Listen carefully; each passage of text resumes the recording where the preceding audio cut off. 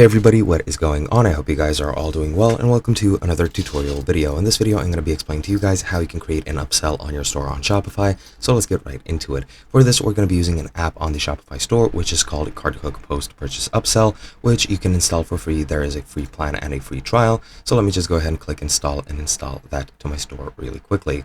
Now, once you click install, it'll take you to this page where you'll need to click install again. And for some reason, it took me right over here, but once I click install, it should install it and take me to the product or the app page right away. As you can see, it is installing the app, so we're just going to wait for that to finish, and then we're going to go over the options you have for adding an upsell. Now, once that is done, and once that loads up completely, we're going to see this page right over here, and you have, as you can see, you need to continue to authorize, and once that's done, it should all be authorized. Now, of course, you do need to enter credit card information, which I will be skipping at this moment, but I'm going to go back into CartHook, and as you can see, once I open the app, you have other options available as well. You have these here funnels, you have analytics, as well as the account and settings, and pretty much, as you can see, it is all locked behind this screen. You do need to authorize, and there is a free trial available, but I'm not sure. It said there is a free